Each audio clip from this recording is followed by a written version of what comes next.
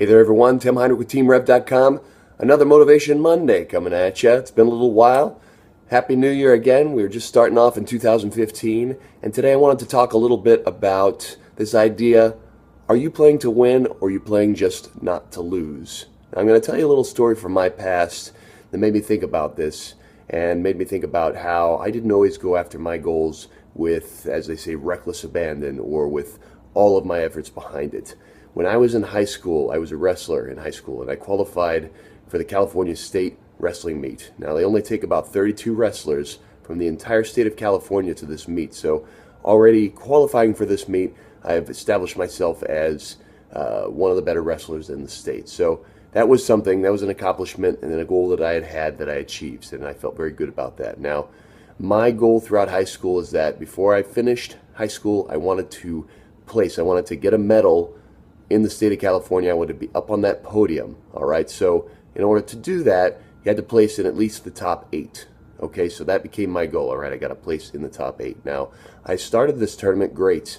My first 2 matches I won, got me to the quarterfinals. I was wrestling really well, and I came up against the guy who was the #1 seed in the state, 2-time state champion, most career victories of any wrestler. He had just set the record, so this psyched me out very quickly, and I did not do well in this match, and I lost. Now, had I gone all out in that match, one way or the other, he was a better wrestler than me, so I may have still lost that match. But regardless, I didn't give that one my all. But that one, I'm like, okay, I'm still in it. I still have, if I win my next match, I'll place in the top 8. Now, this next guy that I had to wrestle was a guy that had already lost to a few guys that I had beat before.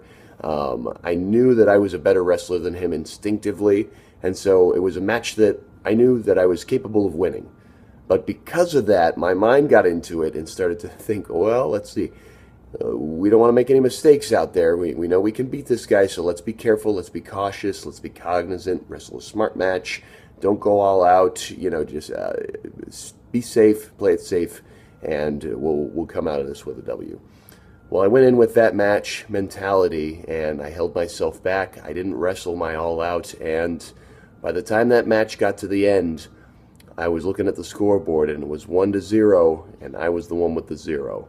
So this match ended, and with it, so did my ability to actually place in the top 8. So did my dream of what I wanted out of my entire high school career. And there are no second chances at that point.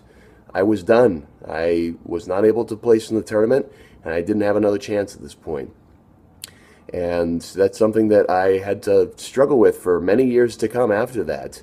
The fact that I didn't give it my all, and I didn't give my best performance out there to be able to attain my dream. And so that's what I bring back to you. What are your goals and your dreams for what you want out of your life, and what you want your body to look like, what you want your health and fitness to be like, what you want to feel like? Have you written those down? Have you declared what it is you want? Have you gotten specific enough? And then if you have, are you going after those with everything you've got? Are you giving 100% to those goals? Are you going after them as though you believe they're going to happen? Or are you going after them just to make a good showing? Not to win the prize, and not to conquer your goals, but you're just going after them in a way that makes you look like you're putting in the effort, but you're not really putting in your 100% effort, because in the back of your mind, you're preparing for failure. Perhaps that's more so what the title of this post should be, is, are you going after your goals to achieve them, or just going after them with failure in mind? All right, so it's not about just making a good showing, and it's not about your ego, not bruising your ego. You may go after these goals, and you may have to adjust them at some point, but go after the goals that you really want. Don't hold yourself back because you're afraid to fail. Go after the goals that you want as though you can't fail. That's the only way you'll ever get to them. That's the only way you'll ever get to the true top, hard to achieve and hard to attain goals that seem impossible right now, but they're not. You just have to go after them without failure in mind, okay? So make sure to specify and write those goals down first put them up there, start looking at them. If they scare you a little bit, hey, that means you're in the right place. And then go after them with reckless abandon. This is Tim Heinrich today, talking to you on Motivation Monday. I hope you got something out of this post. If you have something else to add to this, or you have a question about it, please post up in the comments below. And let's go after our goals with reckless abandon today. All right? To win, not just not to fail. Thanks so much. Have a great day, and we'll talk next time.